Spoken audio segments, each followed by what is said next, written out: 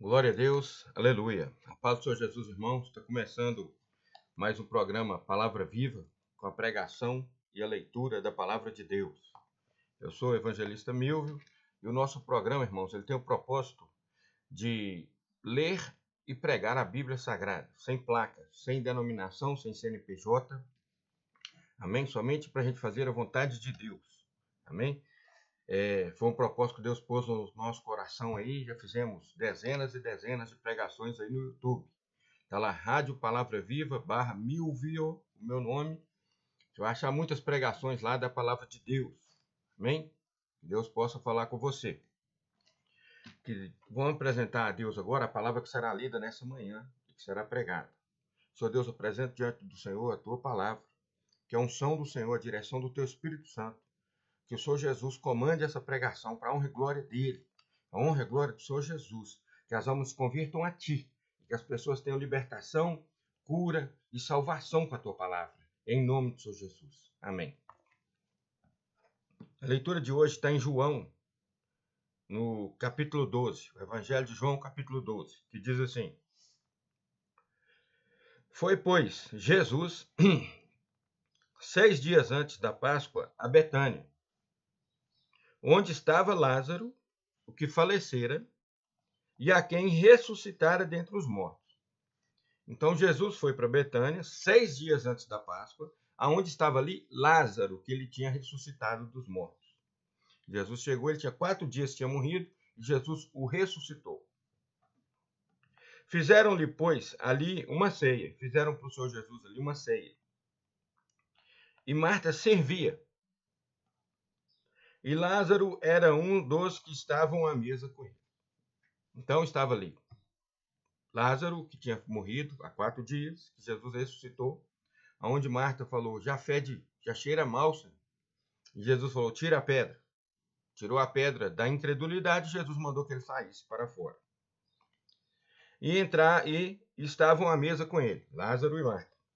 E a Maria, que era irmã de Marta, que quando Jesus chegava e Marta veio encontrar com ele, Jesus parou e falou com Marta assim, Marta, sua fé está muito pequena, vai lá e chama Maria, sua irmã. E ficou parado ali. Quando Maria veio, fez a mesma coisa, jogou aos pés de Jesus e chorou. E disse, se eu tivesse aqui, meu irmão não tinha morrido. Irmão, ele estava ali. Quando você não fala com Jesus, se o senhor tivesse. Se ele está, irmão, resolve. Não importa o que é. Onde Jesus está, não importa se o problema foi ontem, foi anteontem, foi 3 dias, foi uma semana, foi um mês, foi um ano. Se Jesus está ali, está resolvido, irmão. Você está na presença dele. Ele tem poder para resolver tudo. Até um vale de ossos secos. Diz a Bíblia que o profeta falou com Deus assim, Deus falou, esse vale pode reviver? Ele falou, Senhor, tu sabes, eu não falo nada. E Deus falou com ele, então dá ordem aí, os ossos, e o corpo, e a alma, e o espírito se formou e voltou para aqueles ossos, e os ossos se juntaram ossos com ossos. Não importa o problema ou há quanto tempo teve o problema, o que importa é se o Senhor Jesus está na sua vida agora. Se ele entrar na sua vida agora, ele resolve. Amém? Ele resolve. Mas primeiro ele resolve no tempo dele. Porque senão as pessoas vão falar assim, quando eu tiver um problemão, eu vou lá, aceito o Senhor Jesus e resolve na hora. Não. Ninguém vai usar o Senhor Jesus assim, não. Ele vai nos salvar. Primeiro, ele vai nos dar a salvação, o direito à vida eterna. Ele vai te livrar da condenação eterna. Ele vai quebrar as maldições que estão sobre a sua vida. As brechas, os feitiços, as macumbas, a maldição hereditária. Entendeu? Tudo isso, herança genética maligna do inferno, ele vai quebrar tudo que é ruim, mas num processo de conversão. Jesus disse assim aos discípulos, vós já estáis limpos pela palavra que vos tenho pregado.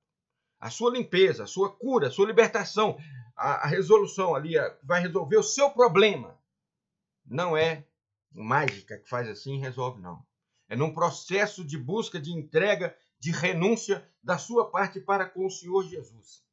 Você aceita Ele como Senhor e Salvador, entrega a sua vida a Ele, arrepende dos seus pecados. E a partir daí Ele te comanda, Ele te liberta, Ele te cura, Ele te salva. E escreve o seu nome no livro da vida. Amém? Então Maria, que chegou até onde Jesus estava, que já estava com ele, Marta e Lázaro. E Maria, como forma de agradecimento e de adoração a Deus, porque havia ressuscitado o irmão dela, que havia morrido, ela chega, então Maria, tomando um arratel de unguento, de nardo puro, de muito preço, ungiu os pés de Jesus. Ela pegou aquele unguento, aquele perfume, aquele aroma, e ungiu os pés de Jesus, e enxugou-lhe os pés com seus cabelos, e encheu-se a casa do cheiro do unguento. Então um dos seus discípulos, Judas Iscariotes, olha o nome dele aí, ó, Judas Iscariotes, deixou um irmão dele lá em Ipatinga. Judas Iscariotes tem um irmão lá em Ipatinga, outro Judas, filho de Simão, o que havia de traí-lo, disse. Então um dos seus discípulos, Judas Iscariotes, filho de Simão, o que havia de traí-lo, disse. Quando Judas viu, Maria pegou aquele unguento caro, né, de nardo puro, e ungiu os pés de Jesus, Judas, com os olhos de gordura de bandido que é, né, de traidor que é, de avarento que é. Aí Judas disse, por que não se vendeu este unguento por 300 dinheiros e não se deu aos pobres? Olha o que Judas disse. A mulher adorando a Jesus, porque Jesus ressuscitou o irmão dela, e o irmão dela estava na mesa, em forma de gratidão, de adoração. Ela ungiu os pés do Senhor Jesus, porque antes tinha que lavar os pés de quem chegava nas casas. Então ela quis lavar com unguento de nardo puro, uma essência de perfume. E Judas disse isso, ó, o que Judas disse? Por que não se vendeu esse unguento por 300 dinheiro e não se deu aos pobres? Ora, ele disse isto não pelos cuidados que tivessem dos pobres. Ele não pensava nos pobres. Mas porque era ladrão. E ele tinha a bolsa. Ele era ladrão e tinha a bolsa. E tirava o que ali se lançava. Judas andava com o Senhor Jesus. Olha o que disse aqui dessa palavra. Ele era ladrão. Ele carregava a bolsa. Então, as doações que chegavam, que punha na bolsa, ele tirava o que ali se lançava. Ele roubava do dízimo, da oferta que tinha naquela época, das entregas. Olha só, irmãos. Olha que coisa séria. Ele roubava o que ali se lançava. Disse, pois, Jesus. Olha o que Jesus disse. Deixai-a, porque para o dia da minha sepultura guardou isso. Porque ele já sabia que ele ia morrer. Porque os pobres sempre os tendes convosco, mas a mim nem sempre me tendes. Ou seja, os pobres, você vai poder continuar fazendo bem para eles. Sempre, porque eles estão aí. Mas eu estou aqui agora. Nem sempre me tendes aqui. E muita gente dos judeus soube que Jesus estava ali. E foram. Não só por causa de Jesus. Dessa vez eles não foram ali só porque Jesus estava ali. Mas falaram, Jesus está na casa de Lázaro? Vamos lá para ver Lázaro. E ressuscitou, porque nós temos que ver se... Então todo mundo fala que ele ressuscitou, vamos lá ver. A quem ressuscitara dentre os mortos. Então eles foram lá ver Jesus e ver o milagre que Jesus fez. Quem era o milagre? Lázaro ressuscitado. Glória a Deus. E o que aconteceu? Os principais sacerdotes, irmãos,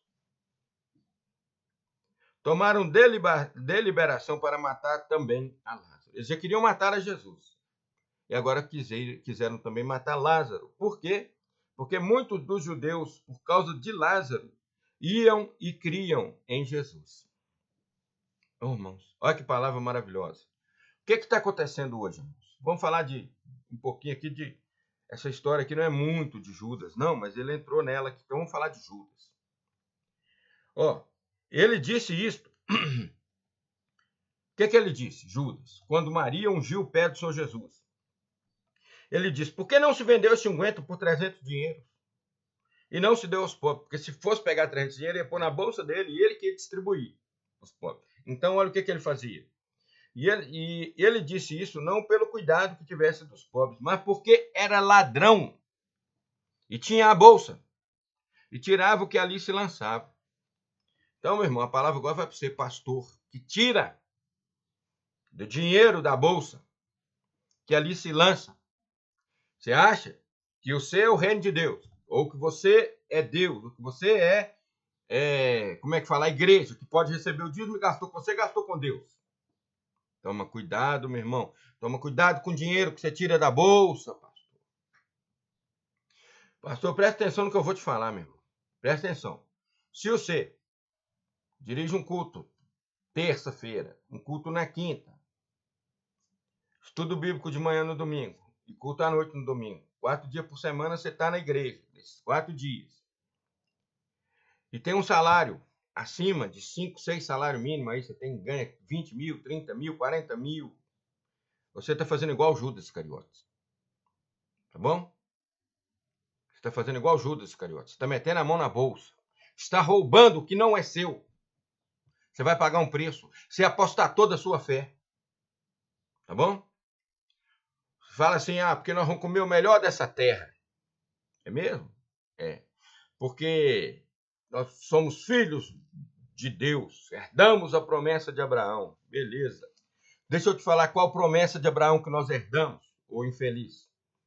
A promessa de Abraão que nós herdamos é a promessa da vida eterna, da Nova Jerusalém, da Canaã celestial. E Abraão perdeu o direito, os descendentes dele, o povo de Israel, perdeu a salvação. Tá bom? Nós herdamos a salvação que era deles, que eles que eram o povo de Deus. Nós que aceitamos o Jesus, hoje somos o povo de Deus. Nós herdamos essa herança. Agora, se você quiser ficar rico, não é extorquindo a lã da ovelha, pastor. Mas minha igreja tem dinheiro demais. O que eu vou fazer com esse dinheiro? Põe missionário ao redor do mundo. Põe missionário. Manda missionário para a Índia, para a China. Manda. Vai morrer. Deixa morrer. Deixa morrer. Porque nós temos que levar a palavra. Nós temos que levar a palavra. Se Deus nos der a honra, porque está escrito na Bíblia, nos foi concedida a graça de padecerdes por Cristo e não somente de crerdes nele. Todo missionário corre um risco de morrer. Manda missionário para o Nordeste do Brasil, onde a idolatria impera, e vê se não vai morrer. Mas Deus tem um chamado para cada um. Banca os missionários. Está ouvindo? Banca os missionários. Manda para todos os países do mundo. E cada um com o seu chamado, Deus mostra para onde quer para ir. E Deus cuida. Nós temos visto até no dia de hoje mártires nesses países muçulmanos, nesses países que estão implantando o comunismo, pastores, pregadores, evangelistas, missionários morrendo. Morrendo por causa da palavra de Deus. Sempre existiu, irmão. Nunca parou de morrer. Não é desculpa para não mandar missionário. Nós temos que mandar missionário. Então, se você tem dinheiro demais, se a igreja dá dinheiro demais, meu irmão, agradece a Deus. Chama os obreiros que tem chamado na sua igreja e banca eles e manda eles. Se você não quiser mandar para muito longe, manda para a cidade vizinha, para o bairro vizinho. Dá estrutura para eles começarem lá uma obra, ganhar umas almas para Jesus, abrir uma porta dentro de uma favela, dentro de uma cidadezinha vizinha, num outro estado. Banca o reino. Banca o reino. Para de construir templo para o anticristo. A igreja está prestes a ser arrebatada e tem pastores gastando dinheiro, e muito dinheiro, rios de dinheiro, em templo que vai ficar para o anticristo. Eu vou fazer a melhor casa para o meu Deus. Deus não mora, não habita em casa feita por mãos de homens. Acorda, olha a Bíblia, o que fala? Quando Deus desceu e viu o templo de Salomão. Tá bom? Acorda. Ali é um lugar de reunião da igreja. Ali não é a igreja. A igreja são os membros que vão ali reunir. E você não é o pastor delas. O pastor delas é o Senhor Jesus. E você é ovelha do Senhor Jesus também. Se você, que pastoreia uma igreja aí que tem as ovelhas do Senhor Jesus, acha que você é pastor, gosta do título, eu pastoreio, meu irmão, você está desviado. Você é tão somente uma ovelha do Senhor Jesus. Amém? Desce desse pedestal aí. Desce, porque Deus vai cobrar. Deus vai cobrar. Toma cuidado. Tá bom? Toma cuidado. O único pastor, verdadeiro pastor, é o Senhor Jesus. Ele disse, eu sou o verdadeiro pastor. O pastor dá a vida pelas ovelhas. E ele deu a vida dele. E ressuscitou por nós. Nós temos chamado, nós podemos aceitar a consagração pastoral? Podemos. Mas aos nossos olhos, as ovelhas não podem ser nossas. A minha ovelha, opa, você morreu na cruz por ela? Não. Você olha para as ovelhas e fala assim, é igual aquele vaqueiro que é contratado na fazenda para tomar conta das vacas do dono da fazenda. Ele pode falar, minhas vacas? Não, as vacas não são deles, do vaqueiro. Tá bom? Você é um pastor que pastoreia as ovelhas de Deus. Agora está entendendo a diferença?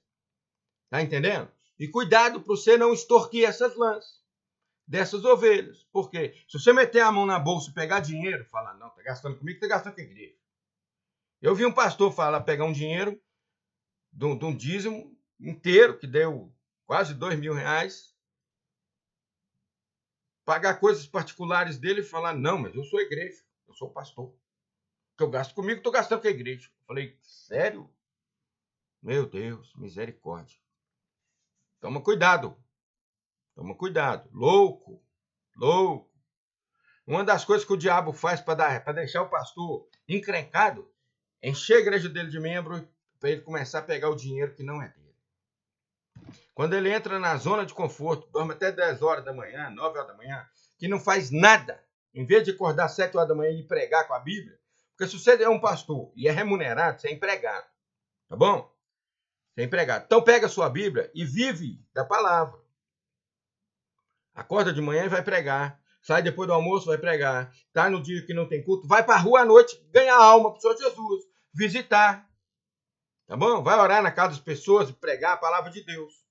É assim, irmãos, que é feita a obra. Ah, mas o pastor lá é muito rico. Ele anda num carrão de 200 mil, de 500 mil reais, de R$1 milhão. Ele não vai sair visitando os outros. Opa. Cuidado com esse pastor, irmão.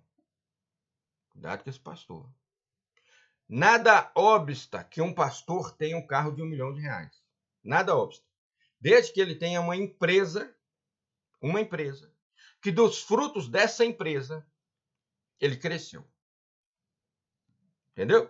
Vamos supor, ele tem uma fábrica de laticínio, ele tem uma fábrica de móveis, ele tem uma empresa de carretas, né, de caminhões, que ele comprou com o suor dele e não extorquindo dinheiro da ovelha. Se ele começou o patrimônio dele, hoje tem um monte de empresa dando dinheiro para ele, mas começou com o dinheiro da ovelha, aquilo não é dele.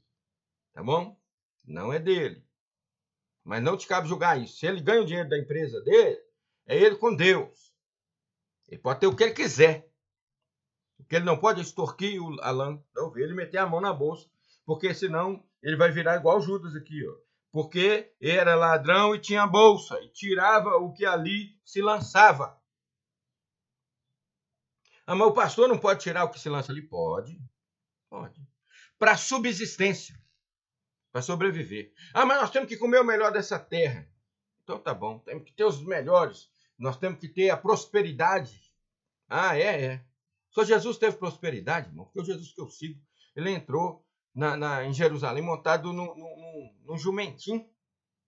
Não foi no manga larga machador. Não foi no cavalo árabe, com as patas peludas, que tem mais bonito do mundo. Foi no jumentinho. E quando o pessoal falou que ia seguir, ele falou assim, as aves têm seu ninho, as raposas têm seus covis, mas o filho do homem não tem aonde reclinar a cabeça. Ele não tinha nem uma casa, uma cama. Ele dormia por onde ele passava e ele era recebido. Tá ouvindo? Ele tinha a casa da mãe dele, ele tinha as casas que recebiam ele. Normal. Mas dele, vou falar é minha, ele não tinha. Pelo menos não que a Bíblia mostra. Tá bom? Então, mas ele verbalizou isso. Ele disse, as aves dos céus têm seus ninhos, as raposas têm seus covis, mas o filho do homem não tem onde reclinar a cabeça. Então, como é que é esse negócio de comer? Você está seguindo qual Jesus aí, pastor? Você que fala que vai comer o melhor dessa terra. Hã? E você que fala aí, pastor gera pastor, ovelha gera ovelha. Então quer dizer que você é pastor, você não é ovelha também. Se você é só pastor aos seus próprios olhos, não é ovelha do Senhor Jesus, você tá... Sabe como é que chama isso? Apostasia. Você apostatou da fé. Você manipula a palavra para extorquir lã das ovelhas. Cuidado, que Deus vai cobrar de você. Cuidado. Tá bom? Tá dada a palavra. E aqui está mostrando, irmãos, Maria, ungindo os pés do Senhor Jesus, com o melhor que ela tinha. Nós temos que dar ao Senhor Jesus não coisas materiais. Entendeu? Não é coisa. Deus não quer que eu dou ele dinheiro, Deus não quer que eu dou riqueza, que eu vendo minhas propriedades e dou para ele o dinheiro. Deus nunca pegou esse dinheiro. Deus quer que a gente faça para os pobres, sempre que nós pudermos fazer. Só que se você vender tudo que você tem e der para os pobres, você não acaba com os pobres. Vai continuar sempre tendo pobre. Então, o que é que nós podemos dar aos pobres? O que é a coisa mais importante que você já ganhou na sua vida? Porque para mim é. A coisa mais importante que eu ganhei na minha vida foi ter ido numa igreja evangélica e ter aceitado o Senhor Jesus como Senhor e Salvador. Não quer dizer necessariamente que você tem que ir numa igreja evangélica para ganhar, para entregar a sua vida. Não, você pode entregar dentro de sua casa agora. Você pode entregar na rua, aonde você estiver. Se você estiver dentro do supermercado, se você estiver no açougue, se você estiver na praça, caminhando e ver essa pregação aqui, falar, eu quero converter, eu quero aceitar o Senhor Jesus. Pode agora. Aonde você estiver, você pode. A coisa mais importante que eu consegui foi abrir a minha boca e falar, Senhor Jesus, eu te aceito como meu Senhor e Salvador. Porque, irmão, eu saí da condenação eterna. Eu era ruim, minha natureza é ruim. Eu não vou falar que ela era, não, ela é ruim. A minha natureza é ruim. Muito ruim. Se eu soltar o velho homem, dá merda.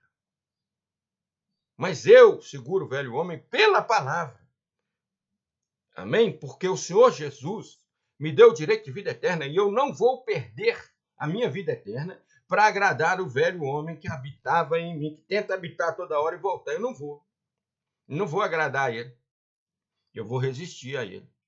Porque a Bíblia diz o seguinte, o espírito milita contra a carne e a carne contra o espírito, porque são opostos entre si. Então, cabe a nós segurar o velho homem.